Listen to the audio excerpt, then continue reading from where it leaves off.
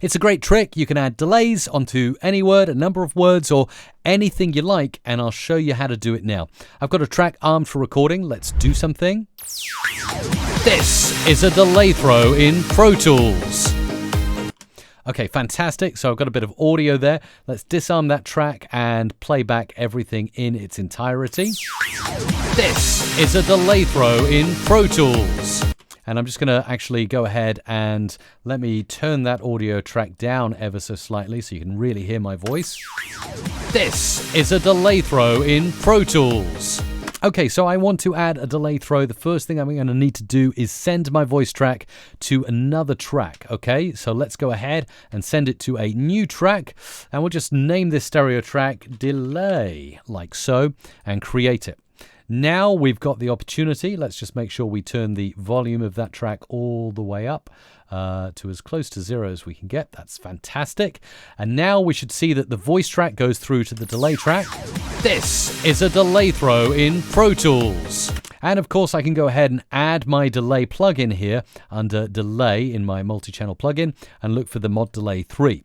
Now, the cool thing is if I click sync, it will sync to the BPM of my track. So I can select 1 beat and it will sync exactly to 1 beat. This is a delay throw in Pro Tools. Let's select a preset. Let's go for slapback delay and let's again sync that and try it out. This is a delay throw in Pro Tools. Okay, you can start to see that it's coming in and it's doing its little delay thing, which is absolutely fantastic. Let me output that to the main mix so you can hear it. This is a delay throw in Pro Tools.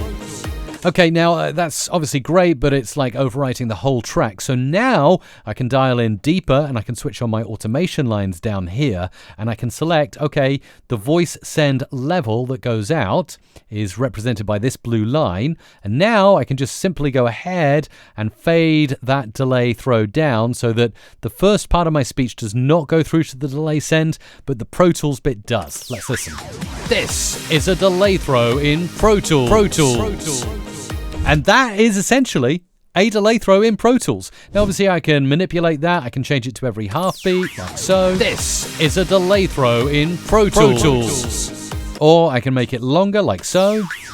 This is a delay throw in Pro Tools. And as long as we got the grid and we set the BPM up correctly, everything's going to stay nicely on beat and sound pretty OCD and pretty nice. So that's how you do it. Obviously, you can mess about. You can choose different kind of delays. There's everything here. I quite like the Ice Plunger. That's an interesting one to go for. This is a delay throw in Pro Tools. Sounds really good. And if I work with the modulation as well, we'll get some alien style effects.